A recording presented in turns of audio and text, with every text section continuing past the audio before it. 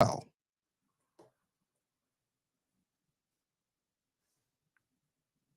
I mean, that's what their statement claimed, that they felt. I mean, you have the statement probably in the tab, right?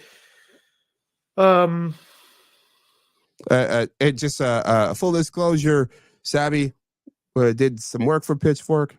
I freelanced for them for almost 3 years, from late 2014 through late 2017. And we'll go into this a bit. Pitchfork, one of the strongest music and news reveals publications over its 30-year online history, is being folded into men's magazine GQ. Owner Condé Nast said Wednesday. Anna Winter, the publishing house's chief content officer and global editorial director of Vogue, emailed a memo to staff. This decision was made after a careful evaluation of Pitchfork's performance in what we believe is the best path forward for the brand so that our coverage of music can continue to thrive within the company, she wrote. Both Pitchfork and GQ have unique and valuable ways that they approach music journalism, and we are excited for the new possibilities together. How much of that is crap? And how much of that is real? Well, I don't understand. I don't really have a conception of how these things work at that administrative level. Judging from, I mean, you and I can read that press release, and because let's see, this didn't say how much they laid people off. They laid a bunch of staff off. Yeah. So with that in mind, it's clear there's going to be a sea change in the whole identity of Pitchfork, and or a paradigm change. They let a bunch of people off, and the response to it on Twitter among several former either people I know of or people I work directly with has been an outcry.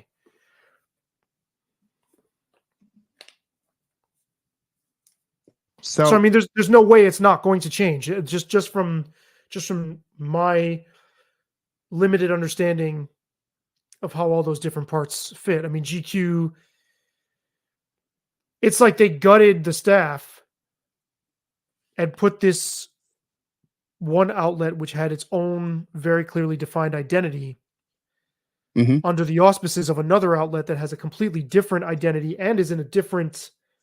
It's not even like it's another music platform. Sure. Right. So they basically just demoted Pitchfork to like a vertical. Yeah. Of GQ. Yeah. Or downgraded it. Yeah. I tend to agree that essentially it's now a page on GQ.com. And what are their priorities going to be? What is their sense of what the mission of their music coverage is going to be? By default, they're not going to be able to see it from the same lens where Pitchfork was they existed in the world of music. GQ is a men's lifestyle platform.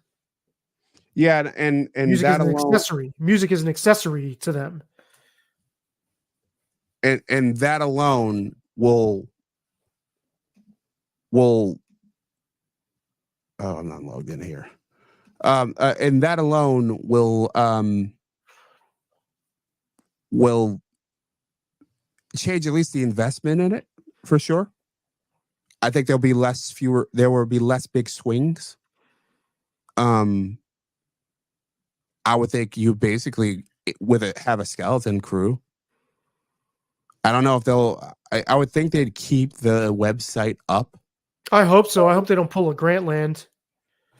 Well, Grantland's still up. Oh, that's true. That's true. What is the website? Yeah, MTV Iggy is no longer. I mean, that wasn't huge. Yeah, that's gone. Yeah. But I think they'll keep it up, and they'll probably ride it because, like, now that nobody will be working there, and you're just paying for server space, it'll be just pure profit. Plus, also, yeah, right. I mean, they'll keep getting clicks. I mean, they would be imbeciles to take it down. Just leave it. Yeah. It could. It basically becomes a content farm at that point. Mm-hmm. And I think what the way this ties into our previous conversation about Sports Illustrated is like what we're having is like these brands in this new world just struggling to find meaning, Mm-hmm. find their footing. If you had a choice between GQ and Pitchfork and you're Anna Wintour, you're going to choose GQ, I think, because GQ has more of I don't know if it's more of a moneymaker. It's from the reporting that I've seen so far, it's unclear that it makes that much more money, but it has a clearer brand. Pitchfork is sort of, yes, it is. I mean, it has a very narrow music perspective.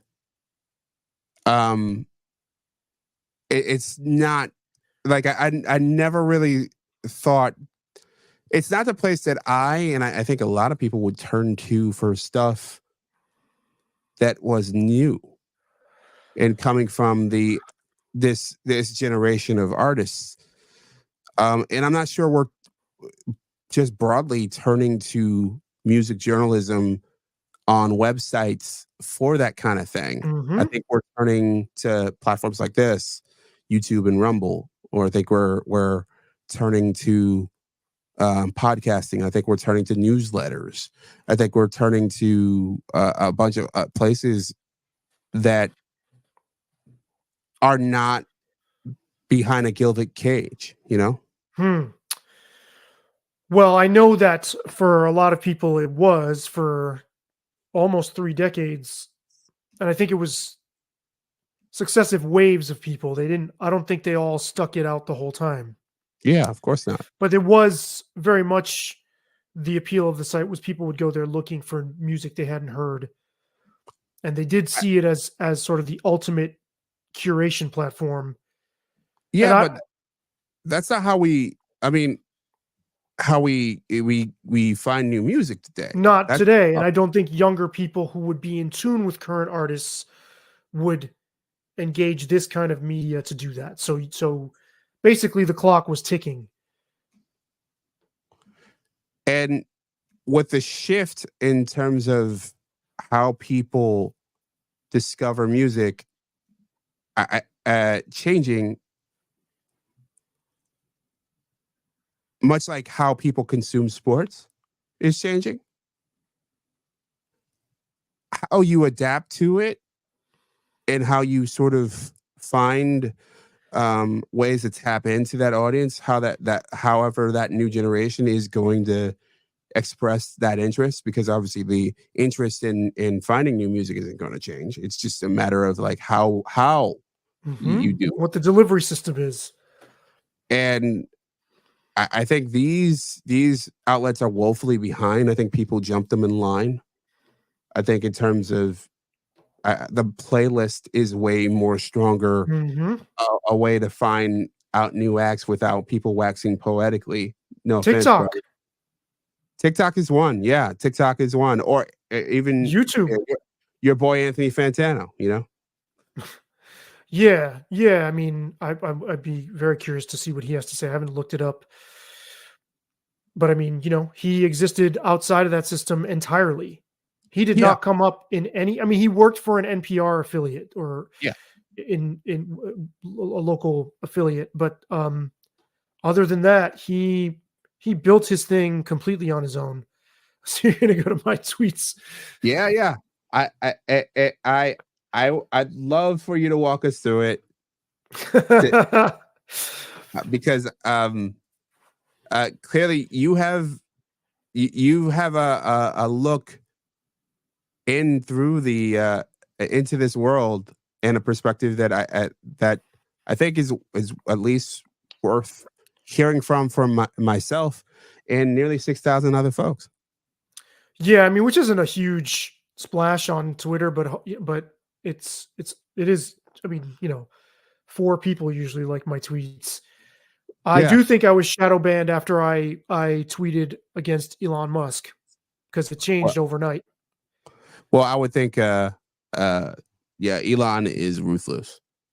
And apparently thin skin, motherfucker. Oh, without a doubt, without a I doubt. tweeted the robot scene from Alien and said that this is what it's like talking to Elon Musk about free speech. Or this is what it's like when Elon Musk talks about free speech. Remember the scene in Alien with a robot? Yeah, Yeah. it'd be interesting to do control where you create a Twitter account or an X account. You have it for, let's say, a few months, and you just like tweet normally on it, and then you make it an anti-Elon tweet and see if your reach just drops. I mean, I didn't have much, but I had more than what I do now. But Yeah. somebody retweeted this. A publicist retweeted this. Hmm. And I just, before talking to you, just before lunch, did a 2 hour and 40-minute straight, almost. It was like 2 hours and 35 minutes, and then I added 7 minutes on top on this topic that I'm going to post to my YouTube. Yeah. So, well, tease your page. What's your URL? it's youtube.com/feedbackdef or feedbackdef.substack.com. And so, give us a taste. Like, what were you trying to get across about Pitchfork and their business model and your feelings on it? For me, this is a bigger story. And one thing that's lost in my tweets is that I had almost 100% positive experience writing for them. And I don't want this to come across as, oh, this must be a disgruntled former employee. I was never an employee. I was a freelancer. I've been a freelancer in the music journalism ecosystem for 21 years. But for me, this was a bigger story about a regime change. Go on. And in the outcry that I saw from the people I would expect, like editors there, other writers, names who I either have had some interaction with or would come across just in passing, their names, and some musicians as well. I just heard this blindness and this myopia and not grasping what's really happening here. So, I mean, I could read my tweets for people to understand. You don't have to read them. You could certainly zero in on a few of your points. Yeah, I mean, first of all, so there's a few different layers to this for me. First of all, this corporation, this publisher, bought out Pitchfork. I can see it there in 2015. That was almost 10 years ago.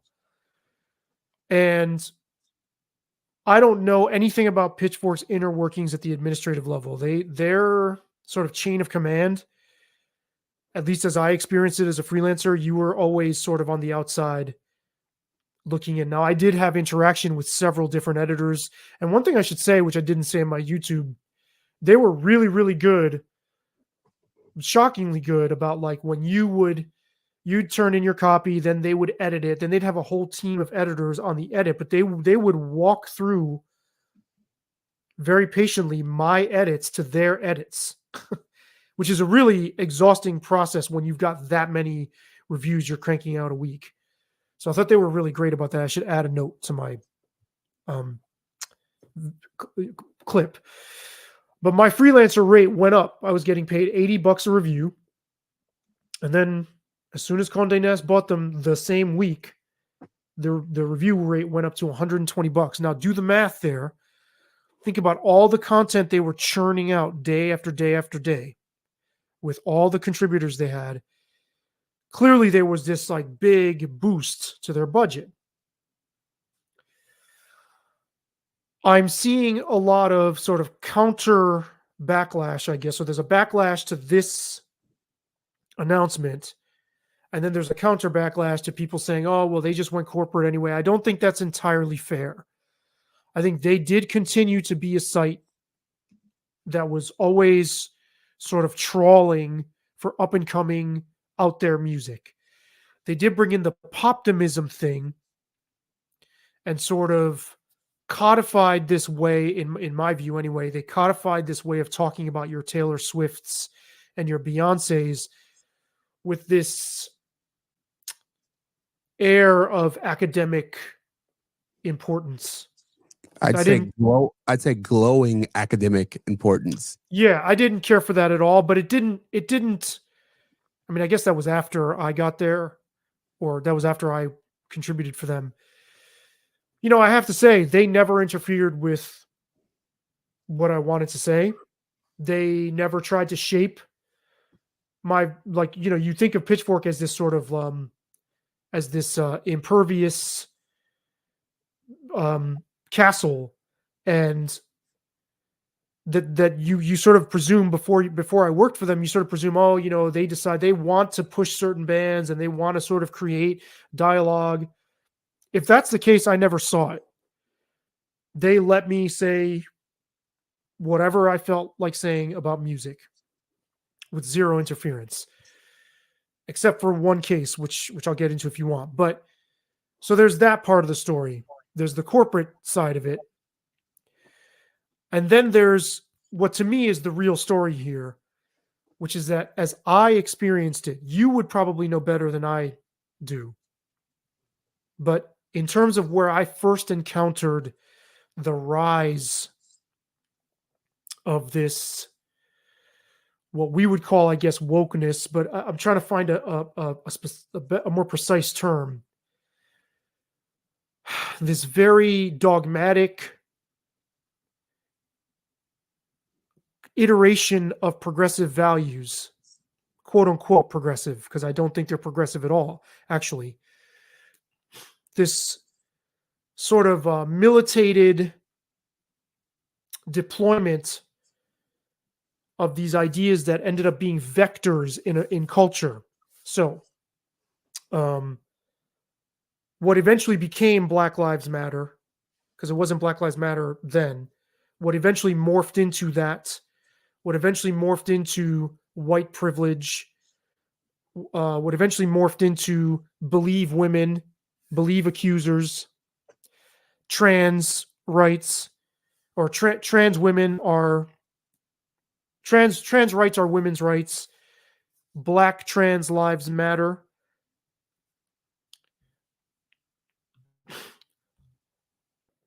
I experienced it as Pitchfork spearheaded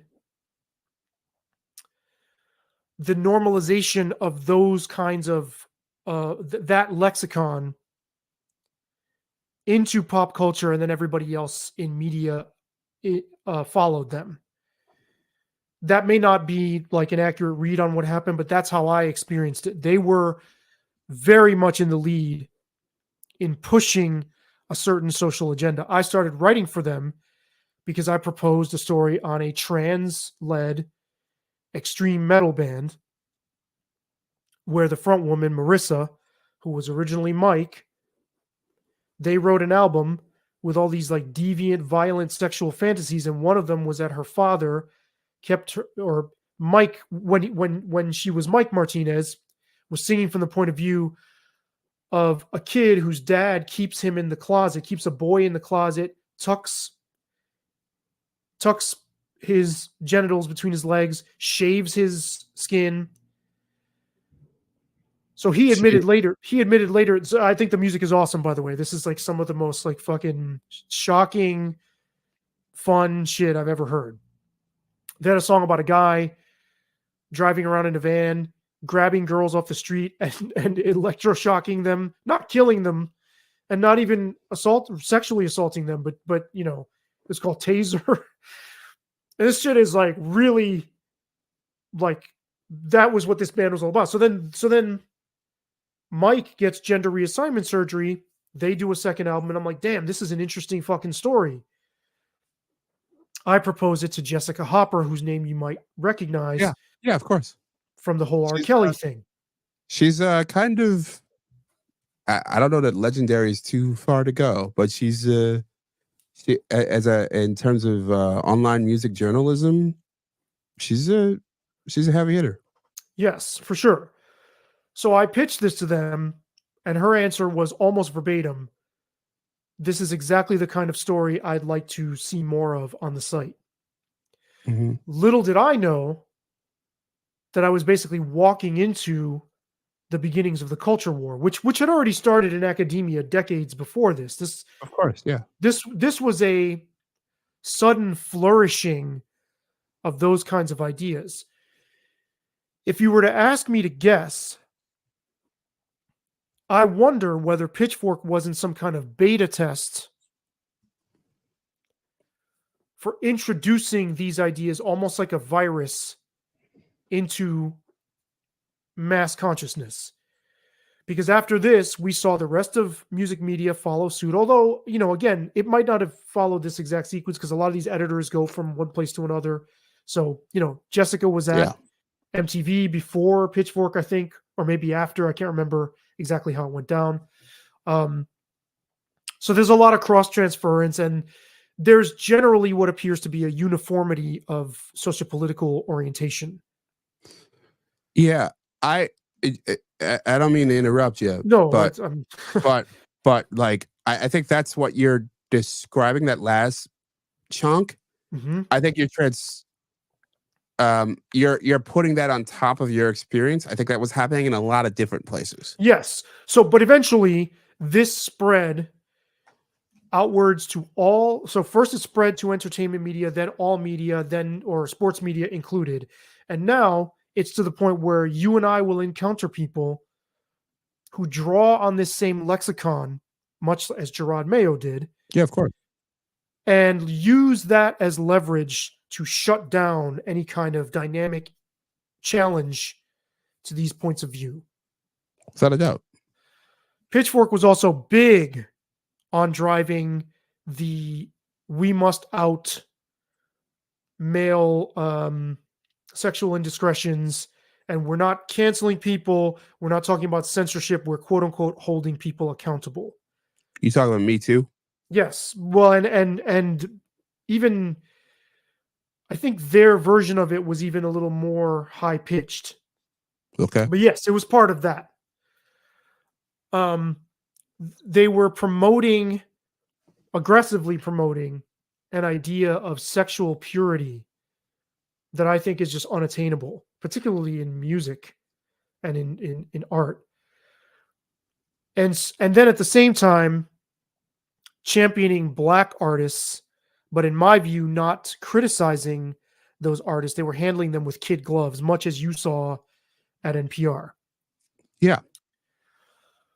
And so what strikes me with this is like, you don't understand, this corporation was funding your side of the culture war, and you guys thought you were winning when you were just serving this, you're basically hood ornaments to a corporation that just wanted to profit from this stuff.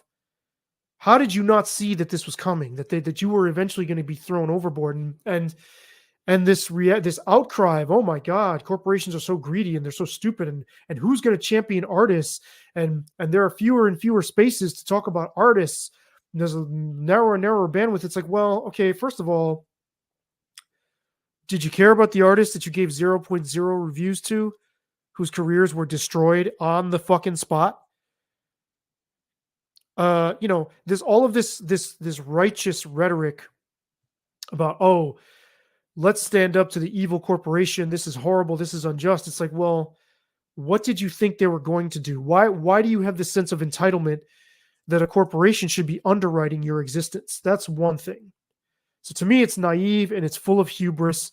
And also the fact that one of the staffers there, she was like, it's been an honor to work at Pitchfork for 8 years and turn it from a dude-centric, or make it less dudeish, only to have it end up in the hands of GQ. And to her, this is this terrible turnaround. And to me, it's kind of a delicious irony.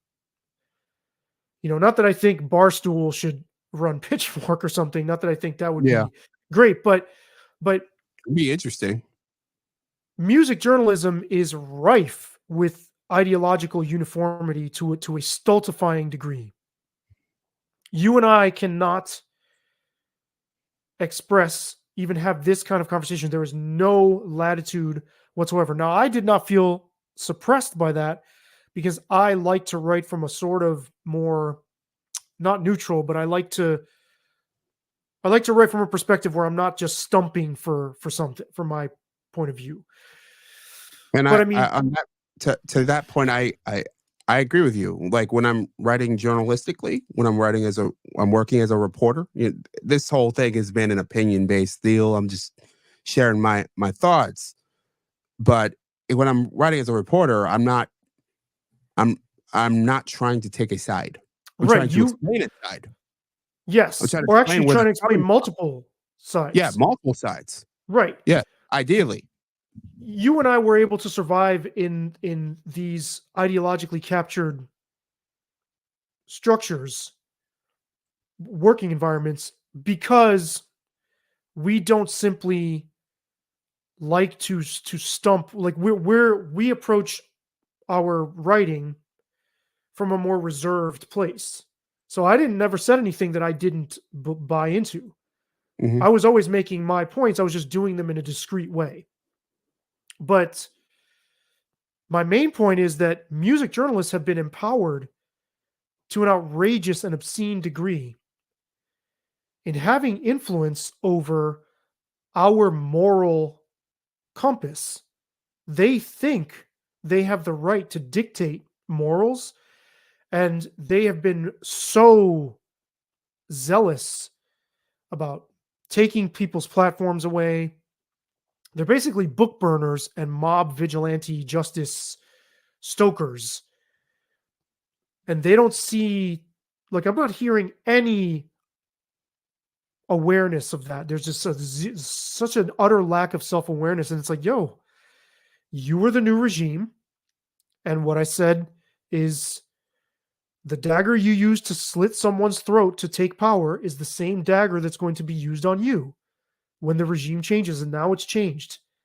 And y'all are about to be a fucking footnote in history if you don't adjust. And nobody is taking stock of the fact that this shit went too fucking far.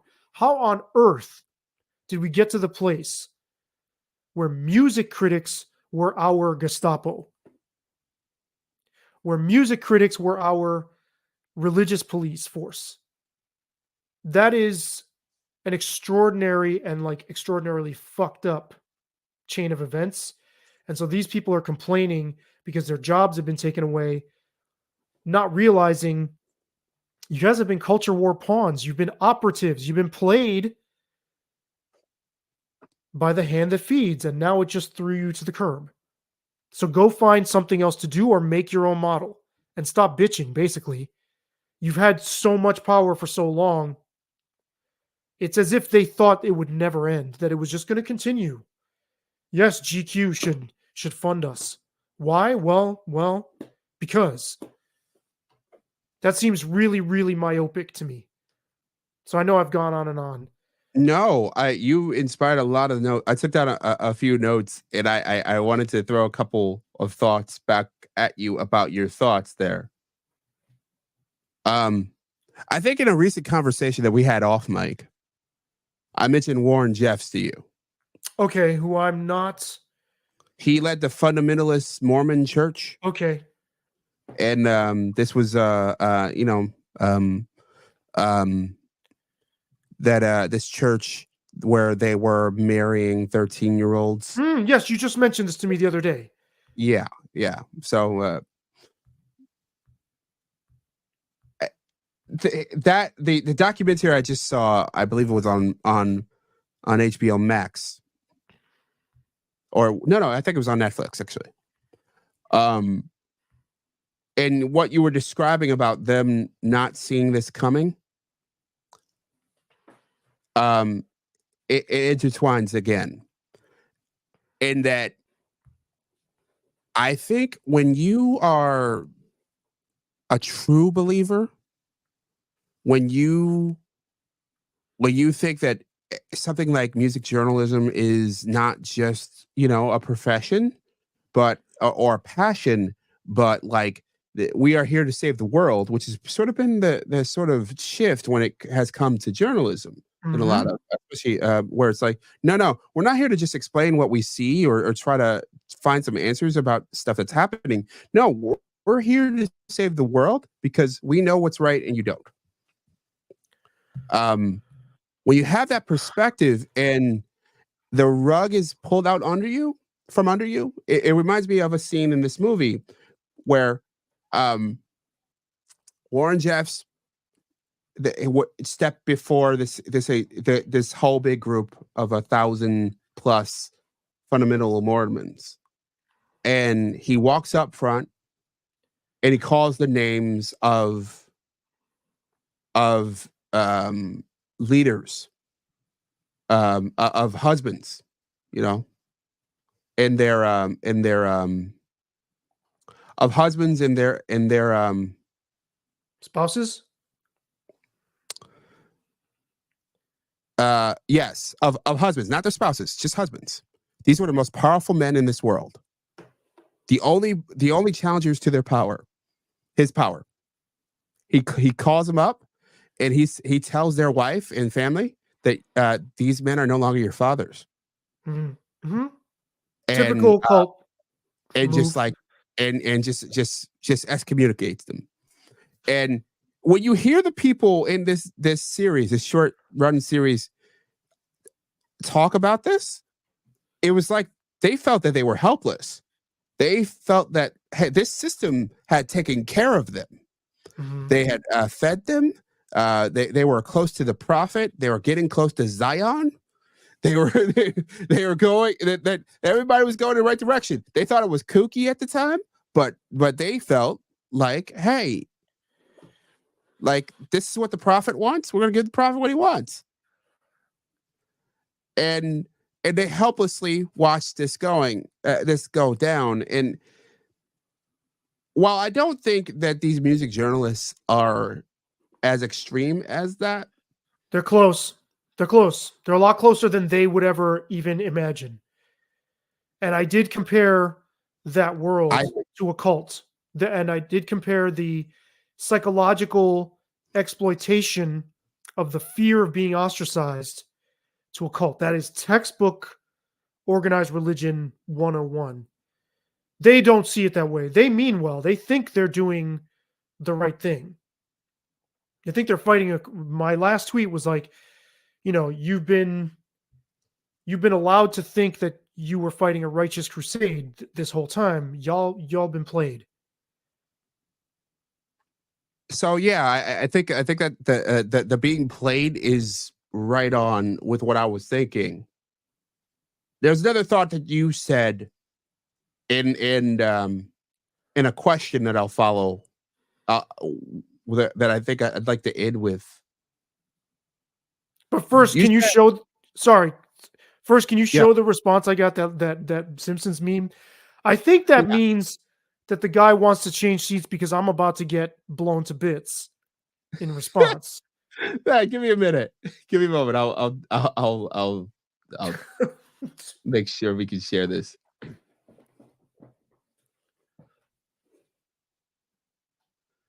Does anyone want to switch seats?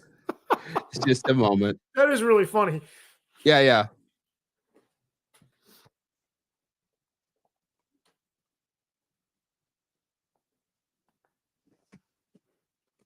All right. I'm gonna share my screen again.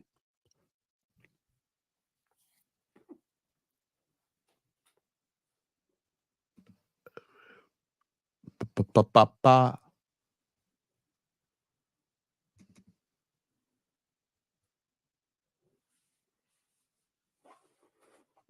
Come on, StreamYard. Don't fail me now.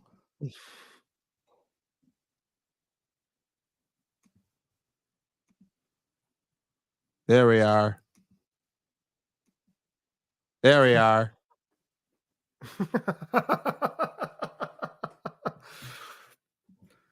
Yeah. I think Um, that's what that was intended to like, dude, you're about to get fucking to me. You're about to get blown up. Or maybe that incoming missile thing is what Yeah. I tweeted. But I don't think that's what was meant here. So the other note I took was you mentioned that the regime has changed. It's changing. Yeah. The writing on the wall. I don't think that's what's happened. Okay. I think the economic reality has. I was just going to say, you see this as just a market forces story. Absolutely. I don't think like I had a very interesting conversation that I'd love to talk to you off mic about recently. And with a former media executive. Excellent resume, involved with some giant shit. And he was saying that media companies don't care what the content is. They care that it solves a problem for them. But see, where this is a regime change, I think, is that the media ecosystem is no longer by default supporting these viewpoints that were once championed and propagated by some of their most prominent broadcast towers, at least in this area. So now if music journalists go and create their own co-op model, they're going to largely be preaching into an echo chamber. Yeah. I think I don't think the symbolism of this ending up with GQ is just purely symbolism. I think the iron grip that this ideological fervor has had, at least in terms of music criticism or music media, is changing, because you got more YouTubers now who just aren't necessarily paying lip service to this stuff, or they're kind of sidestepping it, right? Sure. So I do think something is shifting. I do think something is shifting. I think that when there's less money, free money just sloshing around, there's less room to just embrace your political ideology with every step. You need to produce news has news used to be a loss leader. And then it became a highly profitable sector. And now we're back to lost leader land for most brands. Most news, it's like you're not making a ton. And I think that the vanity projects, and I don't think Pitchfork was always that, but I think to a Condé Nast, they might see it that way. When Pitchfork was standing on its own 2 feet, probably not so much. But to a Condé Nast, who's got a much bigger catalog, they have much more valuable IP that they are leveraging in different ways, and that they think the potential to leverage are bigger. Since Pitchfork did never totally reach that, Rolling Stone possibility pinnacle, that I thought that I at one point, I think you did, thought it would end up being. Probably just because of the time it came up in. I think if it came up 10 years earlier, maybe it does. But it emerged when it emerged. So it didn't quite reach that plateau. I think that Anna Wintour and the folks over at Condé Nast are like, hey, this is not reached this level. We're paying all these people. Yes, we're paying them a bit more, and that's great. But the reach that we get out of this just isn't worth, the juice isn't worth the squeeze. We could have allowed them to run amok and preach their philosophy on whatever, and we probably agree with it. Well, it was socially expedient for them to do it because, I mean, they get sort of brownie points as a corporation for virtue signaling. Until it gets to the point where, like, hey, we got bigger problems. And that's where you get swatted like a fly.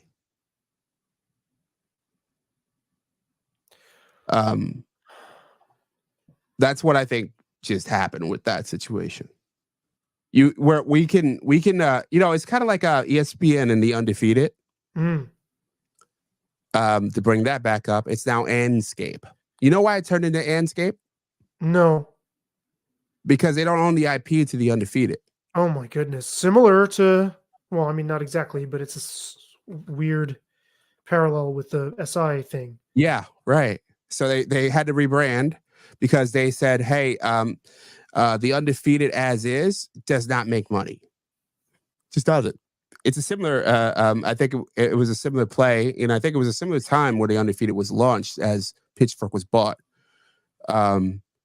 It doesn't make money. We need to do additional things to actually make money in order to justify this thing existing. Therefore, we need to own the IP. So we'll come up with a name for it, even if it's less valuable and less well known.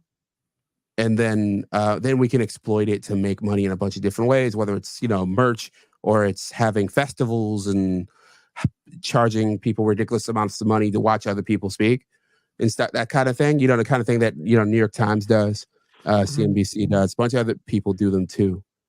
Axios does them. They're Juggalo events. Yeah, yes, that's back. We're back to Juggalo events. Who knew? And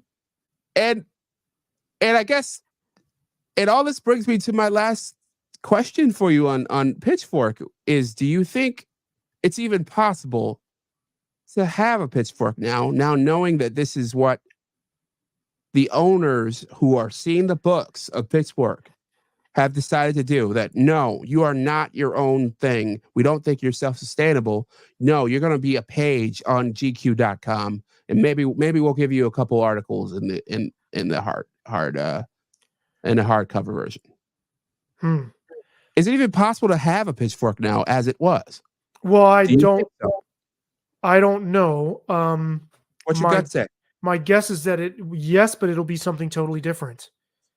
I think we're already moving into uncharted territory. And by the way, you and I are late to the YouTube party. That's going to get like severely regulated. I mean, it already is, but we're at the mercy of that.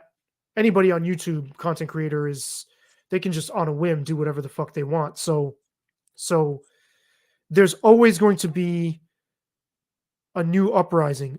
By the way, I think that American music journalists should seriously consider the overseas market for blogs, because I had a Zoom meeting with a couple of guys who started a music platform in India. I think they were in Bangalore. And they were saying that they have lots of people throughout India who are willing to write a short record review for the equivalent of $5 American. And he said, I know that sounds really low, but like somebody in our economy can do very well for a week, off of what we're paying them. Sure. And he said that there were lots and lots of like, he hinted that there were like hundreds of people who were eager to write about music. And I had this flash and I told them, I was like, yo, let's invent the blogosphere 2.0, but in South Asia. Mm-hmm. And they were like, we don't really feel like we have the resources, but I'm chomping at the bit for that to happen, because I mean, who's to say that it couldn't? Yeah. But as far as here, I think it's going to be a different medium. We're already seeing how much music discussion on video has taken off. I think that's where things are going now. Do new discovery, do like up and coming unknown bands get benefit from that? Not really, because if you talk about the Rolling Stones 500 times a year, you're going to get clicks, right? If you talk about established storylines, you kind of have to keep going back to these established storylines, and you're just going to get more traffic on that stuff. Something else will emerge from the rubble, but it was time to knock it down. I think ultimately the absorption and so I guess the sort of neutralization, putting Pitchfork on life support, basically is what we're seeing, is going to end up being a good thing, because now you have a bunch of music critics who are all fired up, who are looking to create some kind of new model. Let's see what they come up with. So, blogosphere in Asia, and who knows, maybe Africa as well. Sure, and with video as well. I mean, but some new version of the blogosphere that I think could very much be a mover and shaker in other parts of the world. But then here, just thinking forward, I mean, why aren't more music critics doing video and interacting with one another the same way you are? They could band together. They could. I mean, there are lots of them are doing podcasts, right? But podcasts seem kind of saturated. Audio podcasts, I mean, that seems kind of saturated. I think there's something in video that is maybe fertile. Interesting. And a co-op model, I've seen that. One of my former editors suggested a co-op model. I mean, I don't know how that would work, but it certainly sounds interesting. Yeah, and I do think that there's some possibilities there. I do worry about the long-term feasibility of that. You know, it's one of those things for local news that I've always sort of have been interested in. I think that if you can commit to being small, then I think a co-op model will work. I think if you scale it too much, I think there'll be problems. Well, that just sparked an idea. Why don't music journalists try to bring back something like a 2.0 sort of zombie resurrection of the alternative news weekly model, but with a general sort of culture kind of angle, and make it hyper local, like somewhere between an alternative news weekly and a zine, but digital and microbrewed hyper local. Could that work? Yeah, I think it could work if you. I think this is where, you know, we're both in Substack land, and I think that's where some of that can and will be baked. You know, or at least started. I don't know that. I worry about the long term of it all, but in terms of incubator, I think it's a good place to start. I think I could totally see. I think in many ways we are going to go back to the zine model, but the thing is, the only thing, those reasons why we scaled up from those worlds is because of the lack of profitability. So I think you're going to have to. There's going to take some ingenuity to figure out how to make that work. You know, I was looking at several models because in my day job I was writing about somebody who was running a small Black newspaper for a very long time, and it was very narrow, very deep, and they did it for a half century. And it worked because the audience was so specific. People were willing to pay for this thing. You know, there was a subscription base. I don't know how, you know, fertile it was, but it was enough to support them, their family, and a writers, and there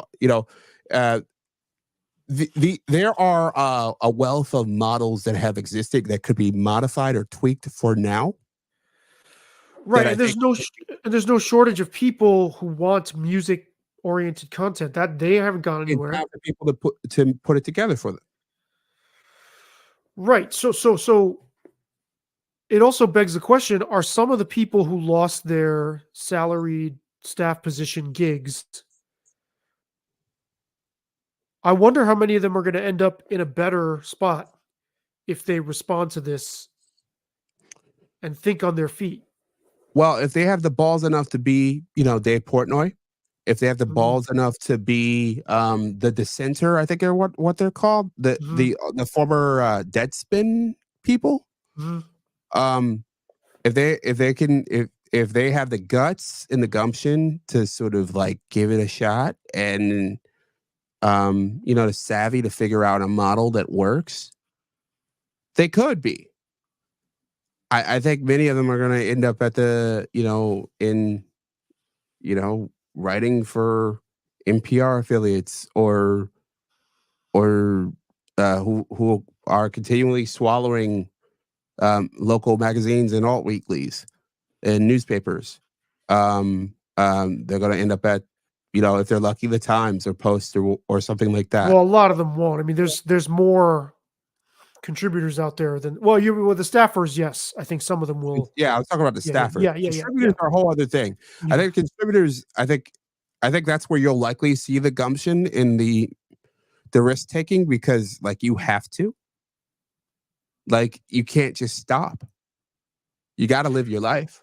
Well, and also music media, entertainment media in general is is like so long overdue for heterodox outlets covering. You either have the usual suspects, which are aligned all in one uniform direction, and you don't have much in the conservative sphere in terms of arts coverage. You have sort of celebrity storylines and everything, but in the middle, yo, that soil is just sitting there waiting for somebody with a plow and an ox and some brains and some seeds and some business sense, or a team of people, because whether or not people know that they're hungry for it, I think I said this before about a community, whether or not people know that hu- they're hungry for it, they are hungry for music coverage, commentary that comes from a more broad, varied perspective. So whoever can do that is going to strike gold. And I've thought many times that I want to do that. I just don't know even where to start. Well, I believe it's possible. I want to make it happen, and I'd say don't give up yet. No, and I think the way to do it for it to succeed would be to not do what the anti-woke YouTuber army has done, which is to take a similar high-pitched, constant sort of, banging that drum all the time, is to do it more discreetly and just bring things back to a more reasonable form of discourse, but using language that is not incendiary or politically charged to proselytize, and just sort of talk about things from a more measured place